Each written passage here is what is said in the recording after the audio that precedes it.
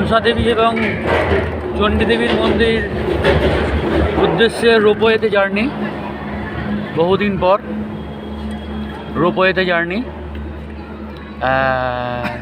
অনেক ছোটোবেলায় একবার নিকো পার্কে রোপওয়ে গেছিলাম।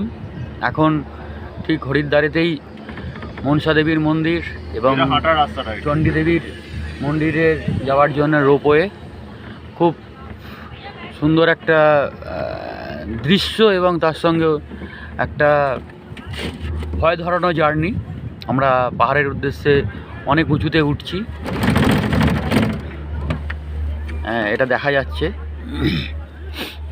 অসাধারণ এক ভিউ। ঠিক পাহাড়ের কোলেই এগিয়ে চলেছি। অনেক যাচ্ছে, অনেকেই আসছে, তাদের মতন আমরাও সেই একটা ভয়ানক টাইপের জার্নি রোপওয়ে। যদিও খুব সুন্দর একটা অ্যাডভেঞ্চার।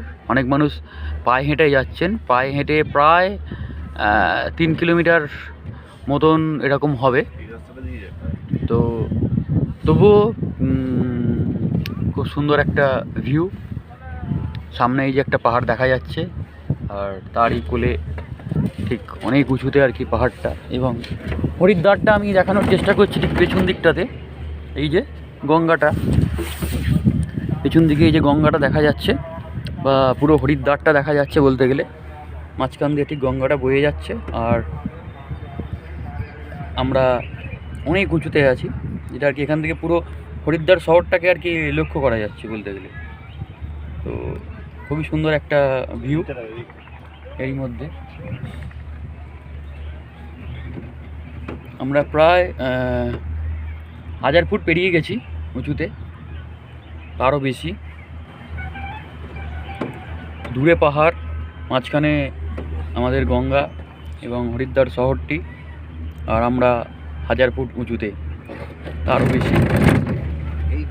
প্রায় এগিয়ে চলেছি, একদম পাহাড়ের কোলে আমরা এসে গেছি। মনসা মন্দিরের উদ্দেশ্যে আমরা এগোচ্ছি।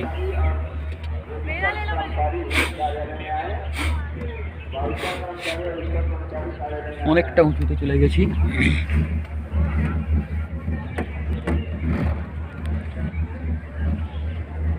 বহু মানুষের ঢল আছেন, তারা এইভাবেই যাচ্ছেন হেঁটে, কেউ রোপওয়েতে।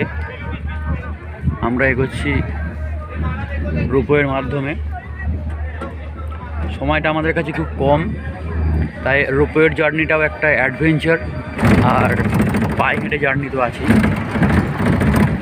আমরা প্রায় নেমে এলাম, পরবর্তীটা যাওয়ার জন্যে জানাবো আবার।